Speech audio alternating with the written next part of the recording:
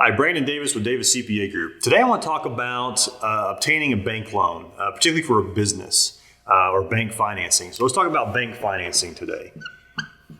This is a topic that is going to be one that we're going to probably do some videos off of this one because there's a lot of information that we can talk about when you look at getting a bank loan, particularly if you're starting a business. But there's things I want to talk about like debt service coverage ratios and your financial statements and things of that nature. Now, I've got some videos on financial statements already that you could check out, but there's certain things that from this video I think we're going to dive into deeper, but let's kind of hit some high level stuff.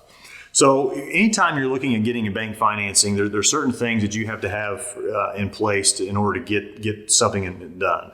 All banks are going to ask for the same set of information, more or less. Some of them may have a formal application they'll have you fill out, particularly if you're going to get what's called an SBA loan, which I'll put a pin in that. We'll talk about that in a minute.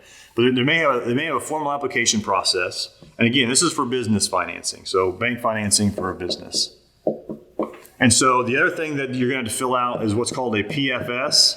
I've got a video on these, a personal financial statement. That's what that stands for, personal financial statement. So that's something they're going to want. Basically, look at my video on personal financial statements. But it's in essence your assets, your liabilities, and they calculate your net worth to see, are you personally too leveraged to even have the ability to pay this debt back if the business were to perform very well. So that's kind of what they use that for. Another thing that you're going to have to give is usually 2 to 3 years worth of tax returns. 2 to 3 years worth of tax returns. And the reason to use tax returns is they feel like, you're going to report the minimum amount of income to the government, right? And so if you can cash flow off these tax returns, and they feel pretty good about that. The other reason they use tax returns too, that's kind of a joke, but the other reason they use tax returns too is because it is a verifiable form of income. So you file that with the IRS, and then and you give a copy to the bank. And you may be thinking, well, I could just make up a copy that I give to the bank. They don't even know that. Well, you can't, because what happens is they're also going to have you sign a form 4506 form, the bank will, which allows them to get a tax transcript to be able to verify the information you gave them matches what the IRS says. And so you can't, I know some people might think, well, I'll just give them whatever they need to see, but no, you can't do that. So 2 to 3 years with the tax returns, and then with that form 4506, they would verify that data, so it kind of adds some credibility to the income. So that's why they want the tax returns. But they also may want some year-to-date numbers. They may want some year-to-date financial statements.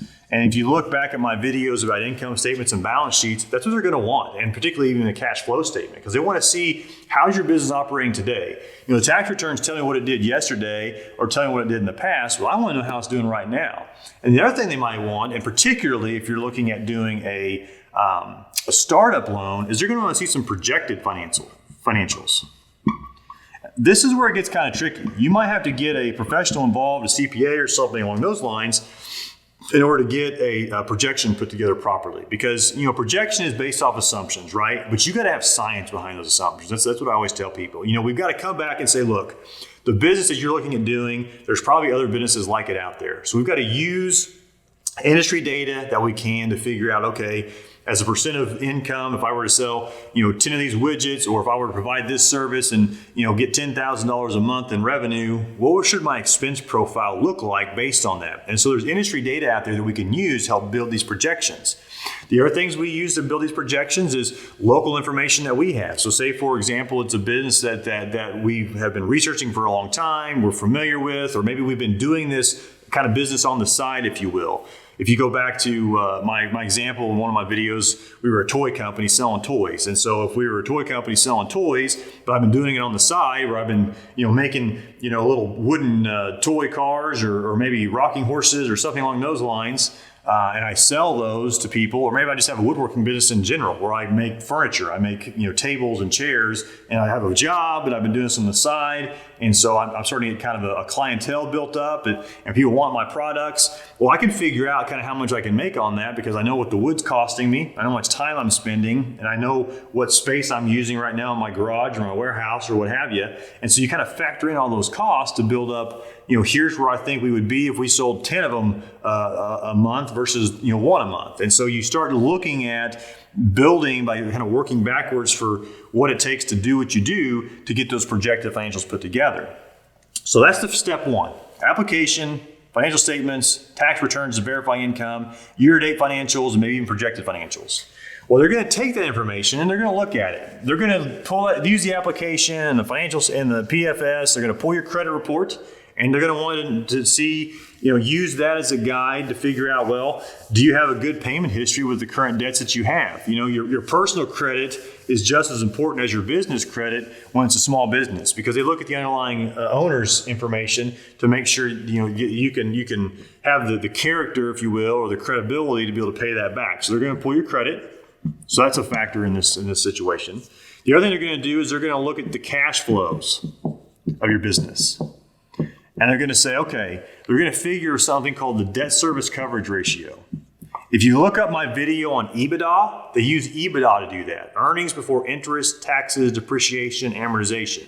Look up that video. It talks about how it's calculated and what it's used for. Well, one of the things they use EBITDA to calculate your debt service coverage ratio to make sure your project can stand on its own and it can cash flow itself, and you can afford to pay back the debt, if you will.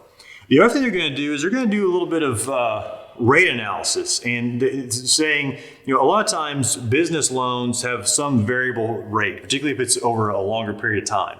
If it's a shorter equipment note, maybe 7-10 years, you might get the rate fixed for that period of time. But most banks on business loans will only fix your interest rate for about probably 5 to 7 years. And so what they do is say, okay, after 5 years, if interest rates go up 2%, can you still cash flow it? So they're going to do an analysis of your financials, and they're going to analyze that with the debt that you're asking for. They're going to calculate your debt service coverage ratio. Let's talk about that. I talked about that in another video, but you're probably asking, well, how do they calculate debt service coverage ratio, Brandon? Here's how they do that. They take your EBITDA number, that earnings before interest, taxes, depreciation, amortization, and they basically divide the total payments that you're looking at. So say your principal interest payment is going to be $2,000. They're going to, and your EBITDA is $4,000. Then your debt service coverage ratio is basically 2.0. So what they look at is a debt service coverage ratio of about 1.2 and above, plus 1.2 or higher as a good debt service coverage ratio in doing that. Some of them may look at 1.15, 1.12, but I kind of think 1.2 should be what we're shooting for if we're helping a client put together a package. Say, well, we got to be 1.2 or higher, and making sure that we can service the debt that we're asking for. So that's kind of what that looks like. So then after that, they may want to get a little more information from you to say, okay, they're going to come back with questions to kind of walk through and make sure you have the expertise and the experience and the knowledge to do the business that you're in, particularly on a startup. So you might need to provide a resume, or you might need to do a narrative of your experience and put together what's called a business plan, particularly on a startup side. So a business plan basically says, okay, here's kind of a summary of what we're doing. Here's some details, why I've got the experience to do this. Here's the homework we've done to say, here's and almost do what they call a SWOT analysis, where you look at your strengths, your weaknesses, your opportunities and threats in the industry that you're in. And you really just kind of, do your homework, right? I mean, make sure that you come to the table prepared and the banker sees that you've put all these things in place and you've really done a nice job of trying to figure out, can you get this business started? Can you physically do the business? Yes, I feel like we can, and here's why. Please give me the money and the investment to partner with me to get the project going. So the more homework and the more information you can provide a bank to make their job easier and make them understand that you've thought about this is going to help you successfully get some financing. So again, this is some high-level stuff, kind of walking through the application process, look at your credit, figure out your cash flows. They'll do their own little analysis internally, and they'll look at a business plan overall to see if you've got the ability to get the project or the financing request in place. So happy to talk about these things in more detail at Davis CPA Group, and thanks for tuning in.